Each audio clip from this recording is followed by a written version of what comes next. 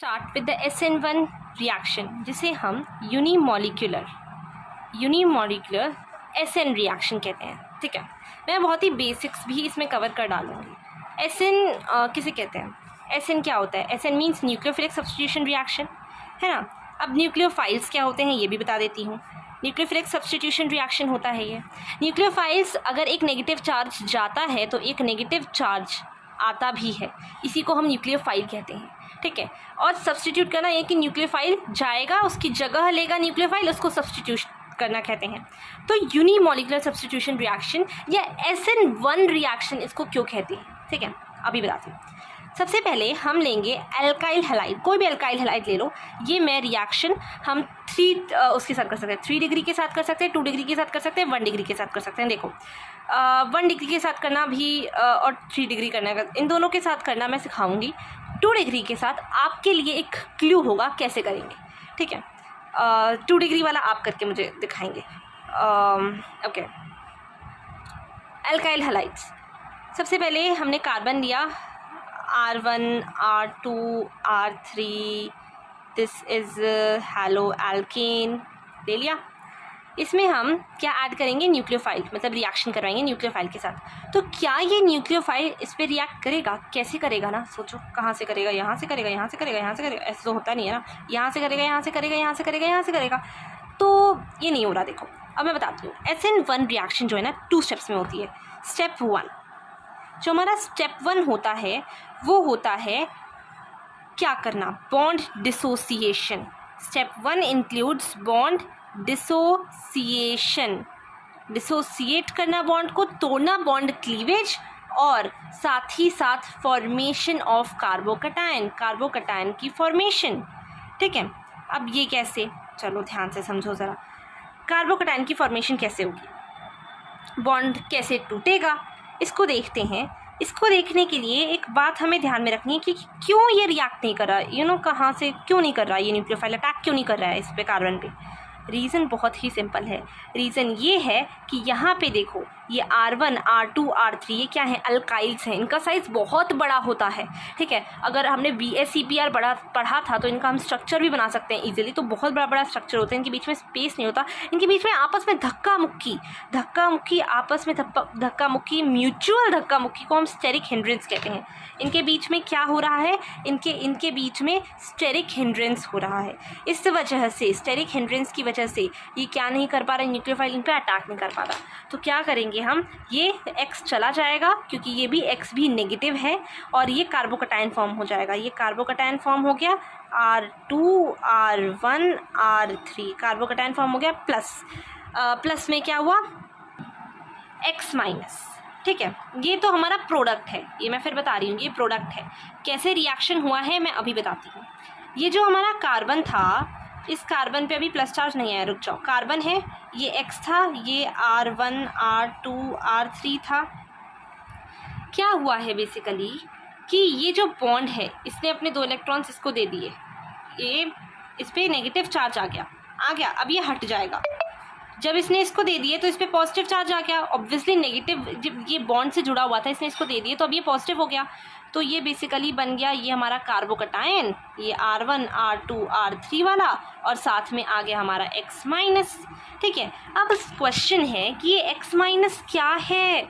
ये X minus हमारा leaving nucleophile है। लीविंग न्यूक्लियोफाइल तो सबको पता है, लीविंग न्यूक्लियोफाइल कहते हैं इसको। ठीक है, यहाँ तक कि हम इसको लीविंग ग्रुप भी कहते हैं, पर एक नाम जो किसी को नहीं पता वो है न्यूक्लियोफ्यूज। न्यूक्लियोफ्यूज कहते हैं इसको हम। ठीक है, तो अब ये न्यूक्लियोफाइल जाएगा, इसकी जगह पे जो हमारा अटैकिंग न्यूक्लियोफाइल है वो आएगा। ठीक है, अब तो हमारा ये फॉर्म हो गया, कार्बोकटायन इजीली फॉर्म कर दिया हमने। अब ये जो रिएक्शन है ना बहुत ज़्यादा स्लोएस्ट रिएक्शन है। ये रिएक्शन अगर स्लोएस्ट है यानी कि ये रिएक्शन रिवर्सिबल भी होगी, विच इम्प्लाइज दैट, है ना।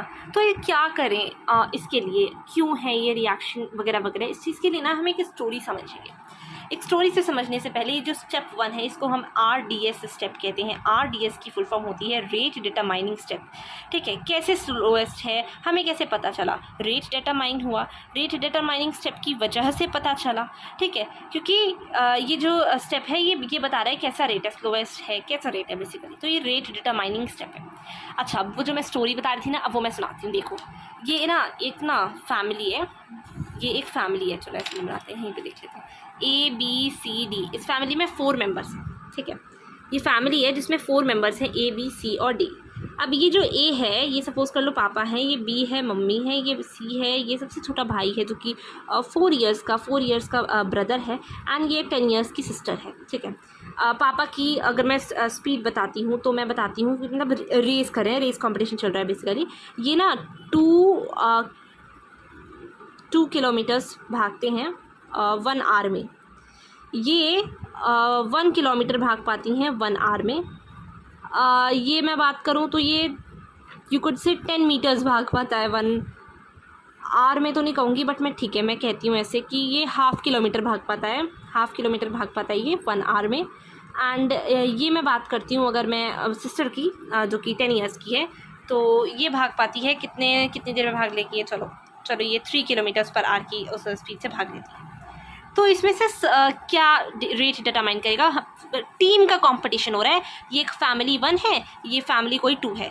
तो इस फैमिली में जो सबसे स्लोएस्ट भाग रहा है, यानी कि जो 4 इयर्स का ब्रदर है ये सबसे स्लोएस्ट भाग रहा है, तो इस पर डिपेंड करता है कि फाइनल स्पीड क्या होगी उस फैमिली की। तो जो रेट डिटरमाइन कर रहा है वो ये सबसे छोटा वाला कर रहा है ना, सबसे स्लोएस्ट जो है। इसीलिए यहाँ पे जो रेट डिटरमाइनिंग स्टेप है वो यहाँ पे ये मॉलिक्यूल ये जो है ये अल्काइल हाइड ये डिटरमाइन करता है, इसको ये प्रोसेस बहुत ज़्यादा स्लोएस्ट है। और यही रीज़न है कि इसका एक मॉलिक्यूल यूनिमॉलिक्यूलर नाम था ना स्टार्टिंग में, यूनिमॉलिक्यूलर ही रिस्पॉन्सिबल है इस SN1 रिएक्शन के लिए। 1 रिएक्शन, यूनि मीन्स 1। ठीक है, एंड यही डिटरमाइन कर रहा है कि कैसा होगा जो भी रिएक्शन है, स्लोएस्ट होगा।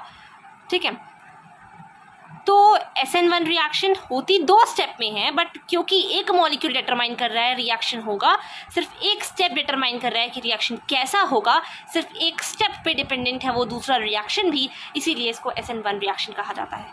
ठीक है, तो स्टेप 1 तो हमारा हो गया। स्टेप 1 में हमने बना दिया कार्बोकटायन फॉर्म हो गया हमारा, ये रहा कार्बोकटायन, ये रहा कार्बोकटायन और ये रहा लीविंग न्यूक्लियोफाइल। ठीक है, तो अब हम स्टेप 2 करते हैं। इसके लिए स्टेप 2 कैसे होगा, देखो हम ना स्टेप 2 में क्या होता है मैं पहले ही बता देती हूँ, रीअरेंजमेंट होता है। किसका रीअरेंजमेंट होता है? कार्बोकटायन का रीअरेंजमेंट होगा। हम थोड़ा सा उसको एडजस्ट करेंगे कहाँ पे अच्छा लग रहा है, कहाँ पे कंफर्टेबल होगा। ठीक है, सो रीअरेंजमेंट होगा कार्बोकटायन का। देखो कंफर्टेबल भी नहीं, मैं अभी बताऊँगी कहाँ पे स्टेबल होगा, किस तरीके से स्टेबल होगा। ठीक है, सो इस प्रोसेस में क्या होगा, रीअरेंजमेंट होगा कार्बोकटायन का और अटैक करेगा nucleophile, attacking of nucleophile. Okay, अच्छा इससे पहले इस स्टेप से पहले मैं बता दूं ये रेट डिटरमाइनिंग स्टेप बेसिकली क्या बताता है, किस पे डिपेंड करता है। ये जो है ना ये डिपेंड करता है सिर्फ और सिर्फ कॉन्सेंट्रेशन पे, सबस्ट्रेट की। अच्छा ये बात तो मैंने बताया ही नहीं, ये जो हमारा न्यूक्लियोफाइल है ना ये सबस्ट्रेट है हमारा। ठीक है, ये ना हमारा सबस्ट्रेट है। देखो तो रेट डिटरमाइनिंग स्टेप जो है ना इस सबस्ट्रेट पे डिपेंड करता है, क्योंकि इसके कॉन्सेंट्रेशन पे, यूनिमॉलिक्यूल पे। ठीक है, so this rate determining step RDS rate of reaction जो कि है ये डिपेंड करता है, रेट ऑफ रिएक्शन किस पे डिपेंड करती है, कॉन्सेंट्रेशन पे ऑफ ओनली सबस्ट्रेट यूनिमॉलिक्यूलर। ठीक है, अच्छा कार्बोकटायन रीअरेंजमेंट होगा, टेक्स प्लेस। कार्बोकटायन का रीअरेंजमेंट करते हैं इसमें। चलो हमने कार्बन, ये रहा हमारा कार्बोकटायन है, ये हमने यहाँ पे ये एक R2 लगा दिया या R3 लगा दिया और ये R1 लगा दिया। अब तो भाई न्यूक्लियोफाइल के पास जगह ही जगह है अटैक करने के लिए, तो अब वो कहाँ से करेगा, सोचो ज़रा, दिमाग लगाओ, कहाँ से करेगा वो अटैक? यहाँ से करेगा, यहाँ से करेगा, दोनों तरफ से करेगा। क्या दिक्कत है? अगर बोलता है न्यूक्लियोफाइल कर सकता है तो दोनों तरफ से अटैक करेगा, दोनों तरफ से पकड़ना चाहेगा, जल्दी पकड़ लेगा, इसीलिए। ठीक है, तो अब न्यूक्लियोफाइल यहाँ से भी अटैक करेगा।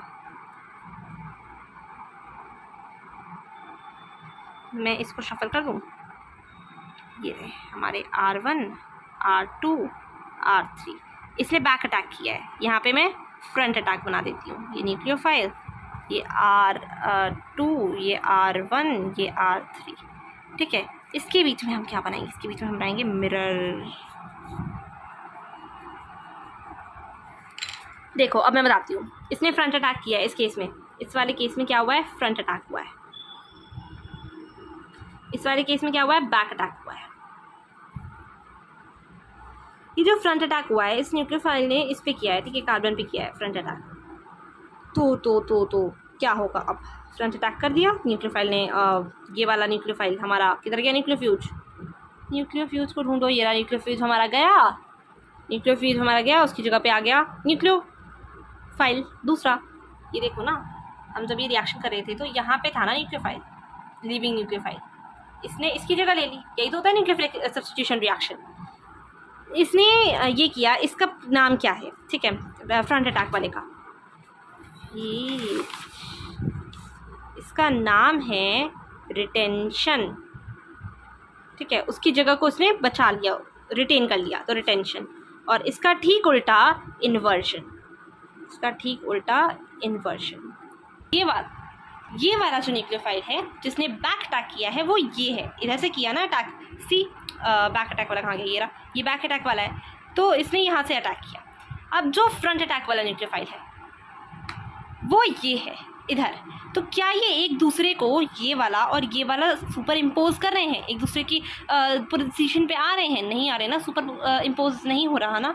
तो इसको हम क्या कहेंगे, इसी को हम कहते हैं ऑप्टिकली इन्वर्टेड इमेजेस या ऑप्टिकली एक्टिव इमेजेस, जो भी है फॉर्म है, ठीक है। एंड रिटेंशन हो गया, इन्वर्जन। हाँ, इसको हम क्या कहते हैं, इसको हम कहते हैं इनैंशियोमर्स। ये इन्वर्जन रिटेंशन क्या है, इसको हम, इसका नाम है इनैंशियोमर्स। ये कौन से मिक्सचर्स होते हैं, ये रेसिमिक मिक्सचर्स होते हैं, ये रेसिमिक मिक्सचर्स होते हैं, ठीक है।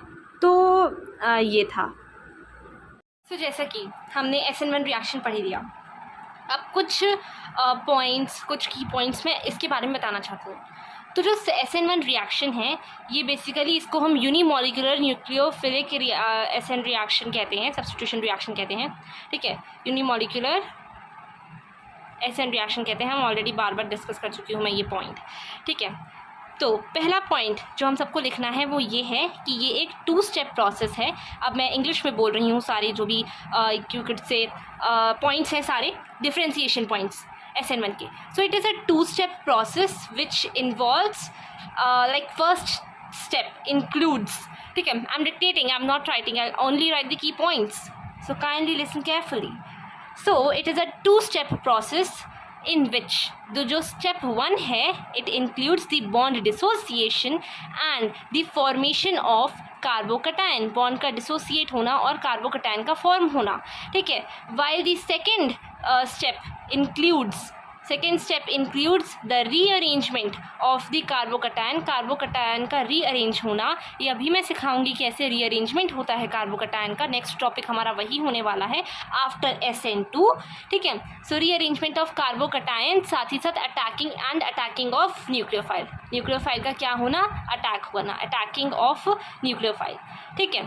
अच्छा, सो एक पॉइंट तो, सेकेंड पॉइंट तो ये बन गया, rearrangement of carbocation takes place in this process, ठीक है। कार्बोकटायन का रीअरेंजमेंट होता है, carbocation rearrangement takes place in this process, ठीक है।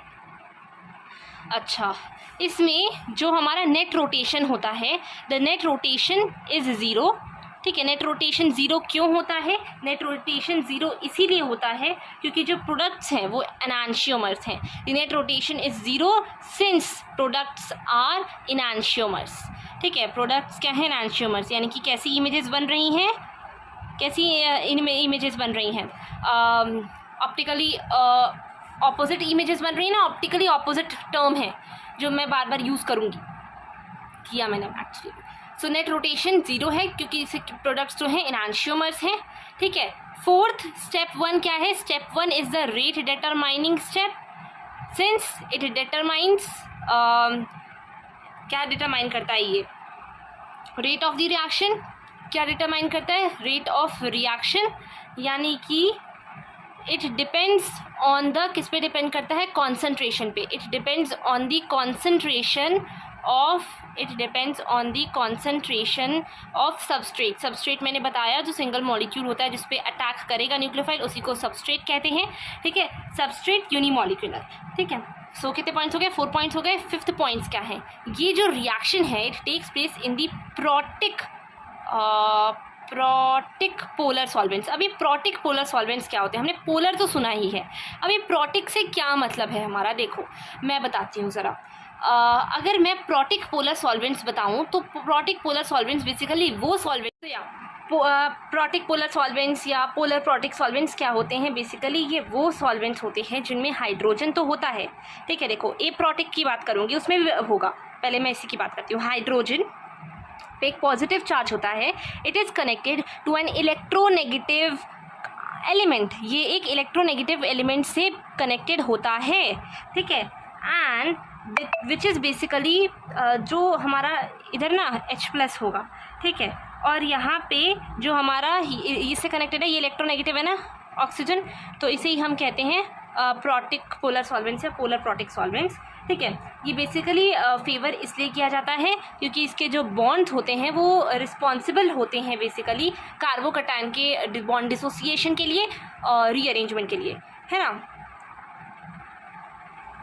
अब एनांशियोमर्स क्या थे मैंने बता दिया ना। एनांशियोमर्स बेसिकली हमारे स्टीरियो आइसोमर्स होते हैं, वो स्टीरियो आइसोमर्स जैसे कि एक स्टीरियो आइसोमर है SI लिख रही हूँ 1, एक दूसरा स्टीरियो आइसोमर है, दोनों एक दूसरे की क्या है मिरर इमेज है, तो इसको हम क्या कहते हैं एनांशियोमर्स कहते हैं, ठीक है। अच्छा क्या बोला मैंने, polar protic solvents are favoured, इनको फेवर किया जाता है, क्यों, क्योंकि ये हाइड्रोलिसिस क्या हो जाता है इनमें ईजिली हो जाता है फेवर्ड, एंड दस mostly hydrolysis reactions favours SN1। और ज़्यादातर जो हाइड्रोलिसिस रिएक्शंस होते हैं, हाइड्रोलिसिस बेसिकली क्या होता है, यही तो होता है ना कि वाटर सॉल्वेंट में डिसोसिएशन होना बॉन्ड का या whatever would you expect चुकी कैसा रिएक्शन हो, ठीक है।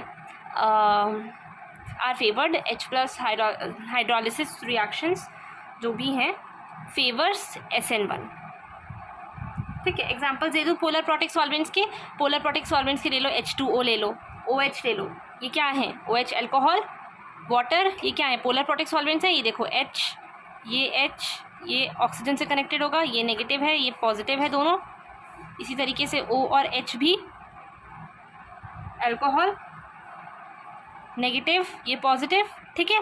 चलो 5 पॉइंट्स हो गए। इसमें गवर्निंग स्टेप क्या है, the governing step is the stability of carbocation, जो गवर्निंग स्टेप है वो है कार्बोकटायन की स्टेबिलिटी ऑफ कार्बोकटायन। जब डिफ्रेंसिएशन के पॉइंट्स आएंगे ना तो ये सारे पॉइंट्स लिखने ज़रूरी हैं, या सिर्फ एक SN1 रिएक्शन को बोलेगा एक्सप्लेन करने को, वैसे तो कॉम्पिटेंसी बेस्ड हो गया है, direct question I don't think so will be asked, still twist तो होगा ही बट कंसेप्ट तो जानना ज़रूरी है।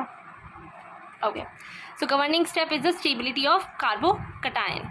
6 पॉइंट्स हो गए। 7th पॉइंट तुम्हारा बता देती हूँ कि सबसे पहले स्टेबिलिटी कैसे होती है। बेंजाइल हैलाइड्स जितने भी होते हैं वो ज़्यादा स्टेबल होते हैं, उसके बाद अलाइल्स होते हैं ज़्यादा स्टेबल, फिर 3 डिग्री होता है, फिर 2 डिग्री होता है और फिर 1 डिग्री होता है, ठीक है। So keep this thing in mind कि इस तरीके से जो है हमारी स्टेबिलिटी चलती है।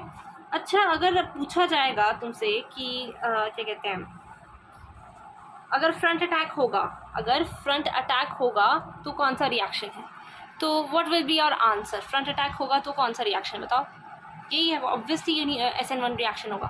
देखो ऑप्शंस में ऐसे है, अगर देखो बैक अटैक फ्रंट अटैक तो होगा ही, पर अगर सिर्फ फ्रंट अटैक भी होगा ना तो भी SN1 रिएक्शन है। ओके अब मैं ज़रा SN2 पे मूव ऑन करती हूँ क्योंकि मुझे लगता है बहुत ज़्यादा मैंने इसको अच्छे से डिटेल वे में समझा दिया। 2 स्टेप प्रोसेस भी था, थोड़ा ज़्यादा था, फर्स्ट वो भी था। अब ज़रा SN2 समझते हैं, ठीक है। SN2 रिएक्शंस जस्ट इसके सारे ऑपोजिट पॉइंट्स होते जाएंगे। पहले समझा देती हूँ, जैसे 2 स्टेप प्रोसेस था तो 2 स्टेप नहीं रहेगा, अब 1 स्टेप प्रोसेस बन जाएगा। सो ये क्या है, पहला पॉइंट यहीं पे लिख दे रही हूँ, it is a 1 step process, जिसमें क्या होता है जो कि एक कंसर्टेड प्रोसेस है। कैसा प्रोसेस है, कंसर्टेड प्रोसेस, यानी कि जो कुछ भी होगा ना वो एक साथ एक समय पे होगा। जैसे कि मैं बात करती हूँ एक बार फिर से, मैं अभी 1 डिग्री के लिए होता है।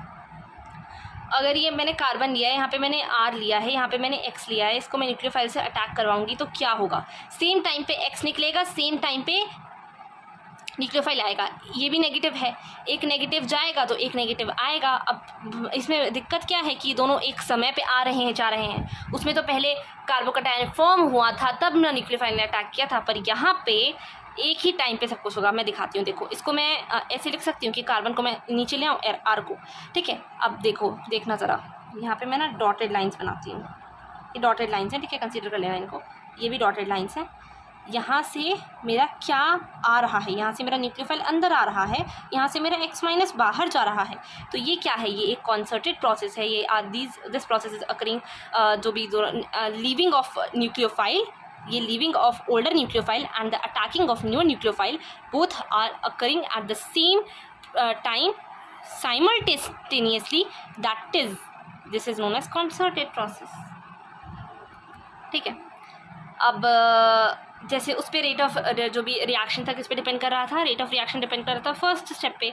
यहाँ पे जो रेट ऑफ रिएक्शन है डिपेंड करता है दो चीज़ों की कॉन्सेंट्रेशन पे, सबस्ट्रेट, यहाँ तक कि अटैकिंग और न्यूक्लियोफाइल। सबस्ट्रेट क्या है यहाँ पे, दिस इज माई सबस्ट्रेट, और अटैकिंग न्यूक्लियोफाइल, इन दोनों पे ही हमारा RDS डिपेंड करेगा, that is rate of reaction. RTS तो मैं नहीं कहूँगी, इसको रेट ऑफ रिएक्शन कहूँगी।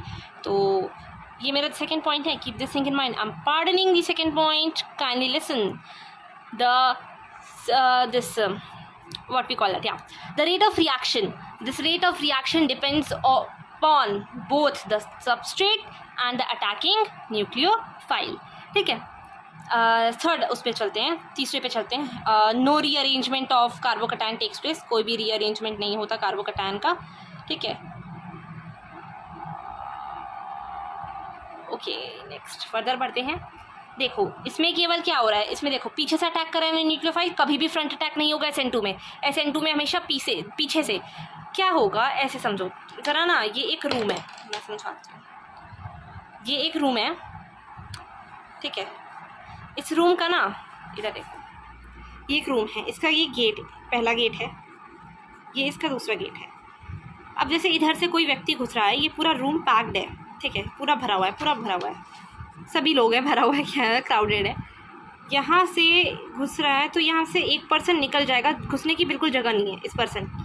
तो यहाँ से जैसे ये घुसेगा, एंटर करेगा, कैसे भी धक्का मुक्की करके एक पर्सन इस रूम से निकल जाएगा जैसे ये एंटर करेगा, है ना। यही चीज़ हो रही है यहाँ पे, न्यूक्लियोफाइल घुस रहा है, ये निकल रहा है, ठीक है।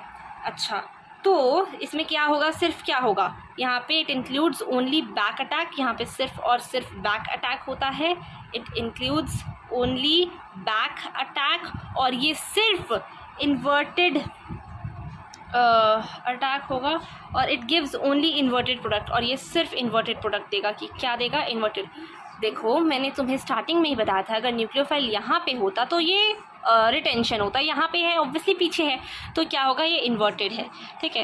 यहीं पे दे देते हैं, इन्वर्टेड होगा ये, ठीक है, इन्वर्टेड प्रोडक्ट फॉर्म हो रहा है सिर्फ और सिर्फ। सो यही है कि SN2 includes only back attack and gives inverted product, और इस इन्वर्टेड प्रोडक्ट को यहाँ पे वॉल्डन इन्वर्जन कहा जाता है। क्या कहा जाता है, वॉल्डन इन्वर्जन। यहाँ पे किसी भी तरीके के इनैंशियोमर्स फॉर्म नहीं हो रहे हैं, नो इनैंशियोमर्स आर फॉर्म्ड।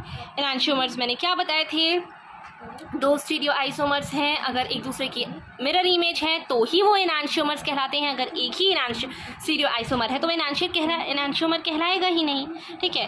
एंड जो भी ऑप्टिकल एक्टिविटी है, जो कुछ भी है, वो it is not equals to zero. क्यों ज़ीरो नहीं है, क्योंकि एक उधर से आ रहा है, एक इधर से, समझ रहे हो, तो ये नेट क्या हो जा रहा है, ज़ीरो हो जा रहा है ना। तो अब यहाँ पे तो ऐसा कुछ हो ही नहीं रहा है, पीछे से अटैक ही कर रहा है, वो ऐसे नहीं हो रहा। देखो एक इधर से घुस रहा था, एक इधर से अटैक कर रहा था, दोनों एक तरफ आते हैं तो क्या होता है, रिपल्शन होता है, जाएगा ये इस तरफ, जाएगा इस तरफ, ज़ीरो। पर यहाँ पे ऑप्टिकल एक्टिविटी ज़ीरो नहीं है, मैंने बताया था ना ऊपर, देखो ज़ीरो वाला पॉइंट देखो, नेट रोटेशन ज़ीरो थी, यहाँ पे ऑप्टिकल एक्टिविटी ज़ीरो नहीं है, ठीक है। या तो टेक्स्ट्रो होगा या तो लीवो होगा, आइदर टेक्स्ट्रो और levo. Now you will comment me in the comment section कि what is dextro and levo, then only मैं इसको एक्सप्लेन करूँगी। मैं अभी नहीं करूँगी आपके लिए कमेंट में, ये एक होमवर्क है, ठीक है। हाँ जी, अब गवर्निंग स्टेप क्या है? वो बहुत ही मेन पॉइंट। आप एक बार कोई भी पॉइंट मिस कर दे तो भी चलेगा, पर ये जो गवर्निंग स्टेप वाला पॉइंट है ये मिस नहीं करना। उसमें गवर्निंग स्टेप था स्टेबिलिटी ऑफ कार्बोकैटायन, यहाँ पे गवर्निंग स्टेप है नो स्टेरिक हिंड्रेंस। बिल्कुल भी स्टेरिक हिंड्रेंस नहीं होना चाहिए, म्यूचुअल धक्का मुक्की नहीं होनी चाहिए। ओके अब क्योंकि बैक अटैक हो रहा है, no steric hindrance which in turn facilitates the back attack, तो यहाँ पे जो हमारा वो है, क्या कहते हैं उसको, ओहो टर्म मैं भूल गई, स्टेबिलिटी है। इट डिपेंड्स, 1 डिग्री ज़्यादा स्टेबल होगा, 2 डिग्री 3 डिग्री, मतलब 1 डिग्री फेवरेबल है, then 2 degree then 3 degree for this SN2 reaction. ठीक है, लास्ट पॉइंट है, लास्ट पॉइंट हमने ये वाला था ना, पोलर प्रोटिक सॉल्वेंट्स। अब यहाँ पे पोलर ए प्रोटिक सॉल्वेंट्स होंगे।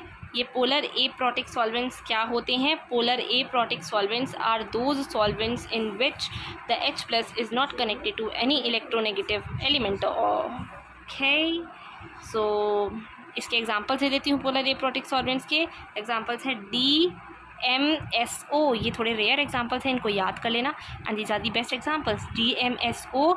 और एक और एग्जांपल है DMF। ठीक है, now what is this DMSO? This is dimethyl sulfoxide, dimethyl sulfoxide, and this is DMF is dimethyl formamide. ठीक है, डाईमिथाइल फॉर्माइट। ओके, बना के दिखा दूँ इनको मैं, चलो यहाँ पे देख लो जल्दी से। ये दिखाती हूँ, DMSO दिखा देती हूँ पहले। DMSO डाईमिथाइल, यानी कि 2 मिथाइल होंगे सल्फॉक्साइड पे, 2 मिथाइल बना दिए और ऑक्सीजन जुड़ा है, डबल बॉन्ड से जुड़ा होगा। This is DMFOSO, dimethyl sulphoxide. ठीक है, DMF बनाऊँ, DMF तो देखो DMF को ज़रा, ये कार्बन है, ये हाइड्रोजन है, ये ऑक्सीजन है, ये हमारा नाइट्रोजन है, ये 2 CH3 है। ठीक है, सो देखो एट दी एंड में एक बात बता देती हूँ, अभी मैं रीअरेंजमेंट नेक्स्ट वीडियो में एक्सप्लेन करूँगी। मुझे बिल्कुल भी व्यूज़ नहीं आए, कोई भी इंटरेस्ट नहीं दिखा in order for this explanation, इसलिए मैंने जल्दी वीडियो अपलोड नहीं की। ठीक है, सेकेंडली अभी मैं on demand, let me be very clear, carbocation rearrangement explain करूँगी, दैट टू ऑन डिमांड। ठीक है, उसके लिए carbocation shift according to stability. ठीक है, स्टेबिलिटी के अकॉर्डिंग कार्बोकैटायन शिफ्ट होगा, हैलोजन के अकॉर्डिंग नहीं होगा। So thank you, please subscribe, like and share.